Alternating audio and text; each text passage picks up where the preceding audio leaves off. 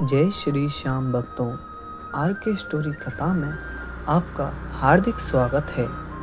अक्सर भक्तों के मन में एक बड़ा भ्रम रहता है कि बाबा श्याम का व्रत किस दिन रखना चाहिए, कृष्ण पक्ष की एकादशी को या शुक्ल पक्ष की एकादशी को।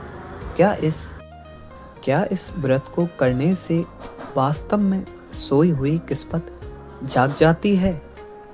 आज के इस विशेष वीडियो में हम न केवल इस कंफ्यूज को दूर करेंगे, बल्कि बाबा श्याम के उस चमत्कारिक व्रत की कथा भी सुनेंगे, जिसे सुनकर आपके आंसू छलक आएंगे।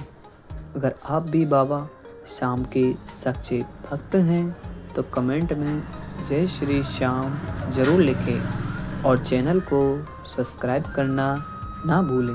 भक्तों, हिंदू धर्म में हर महीने 2 एकादशी आती है, लेकिन बाबा श्याम के भक्तों के लिए शुक्ल पक्ष की एकादशी का विशेष महत्व है। विशेषकर फाल्गुन मास की शुक्ल पक्ष की एकादशी, जिस दिन बाबा का मेला भरता है। मान्यता है कि इसी दिन बर्बरिक ने अपना शीश दान किया था। इसलिए अगर आप बाबा की कृपा पाना चाहते हैं तो शुक्ल पक्ष की 11 का व्रत सबसे उत्तम माना जाता है। चलिए अब जानते हैं उस पौराणिक कथा को जो इस व्रत की महिमा बताती है। प्राचीन काल की बात है, एक बहुत ही निर्धन परिवार था। उस परिवार में एक बुढ़िया माई रहती थी जो बाबा श्याम की परम भक्त थी। उसके पास ना तो धन था, ना ही रहने को अच्छा घर, लेकिन उसके हृदय में बाबा श्याम के प्रति अटूट विश्वास था। गांव के लोग उसे ताना मारते थे कि तेरा श्याम तुझे कुछ देता क्यों नहीं, पर बुढ़िया कहती, मेरा बाबा परीक्षा ले रहा है, जब समय आएगा तो छप्पर फाड़ कर देगा। एक बार फाल्गुन का महीना आया। बुढ़िया ने संकल्प लिया कि वह शुक्ल पक्ष की एकादशी का व्रत रखेगी और बाबा को चूरमे का भोग लगाएगी। लेकिन घर में तो अनाज का एक दाना भी नहीं था। वह पड़ोसी के पास गई, पर किसी ने मदद नहीं की। हार मानकर उसने पानी पीकर ही व्रत शुरू कर दिया। एकादशी की रात आई। बुढ़िया भूख से बेहाली थी, पर उसकी जुबान पर सिर्फ श्याम श्याम का नाम था। आधी रात को अचानक उसके दरवाजे पर एक दस्तक हुई। बुढ़िया ने दरवाजा खोला तो देखा एक साधारण सा बालक खड़ा है।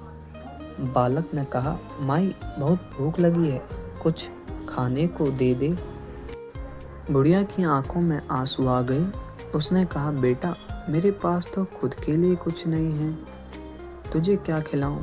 उस बालक ने मुस्कुरा कर कहा, माई जरा उस कोने में रखे मटके को तो देख।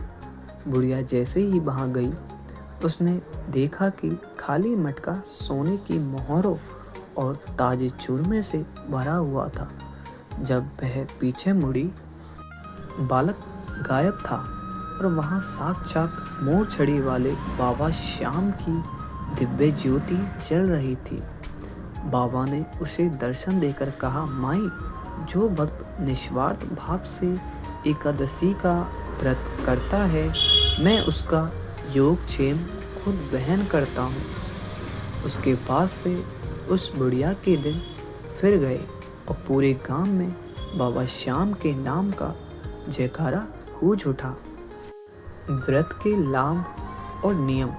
भक्तों, इस कथा से हमें यह सीख मिलती है कि श्रद्धा बड़ी होनी चाहिए, साधन नहीं। एकादशी के दिन सुबह जल्दी उठकर स्नान करें, बाबा के सामने ज्योति जलाएं, संभव हो तो निर्जला या फलहारी व्रत रखें, ओम श्री देवाय नमः का जप करें। भक्तों, बाबा श्याम की महिमा अनंत है और उनकी कृपा जिस पर हो जाए उसका जीवन निहाल हो जाता है। अगर आपको आज की यह जानकारी कथा पसंद आई है तो उसे लाइक जरूर करें और हाँ, हमारे परिवार का हिस्सा बनने के लिए आर के स्टोरी कथा चैनल को अभी सब्सक्राइब करें। हमारे इस चैनल पर आपको आगे भी खाटू श्याम जी की अनसुनी और चमत्कारिक कहानियाँ, भगवान के गहरे रहस्य और पौराणिक कथाएं और हमारे आने वाले सभी त्योहारों की सही विधि और शुभ मुहूर्त की जानकारी मिलती रहेगी। भक्ति के इस मार्ग पर हमारे साथ जुड़े और बाबा की कृपा पाएं। नीचे दिए गए बेल आइकन घंटी को भी दबा दें ताकि कोई भी कथा आपसे छूट ना जाए। कमेंट में अपनी अर्जी लगाइए और लिखिए जय श्री श्याम। मिलते हैं अगली एक और दिव्य कथा के साथ। तब तक बाबा श्याम आप पर अपनी कृपा बनाए रखें। जय श्री श्याम। हारे का सहारा बाबा श्याम हमारा।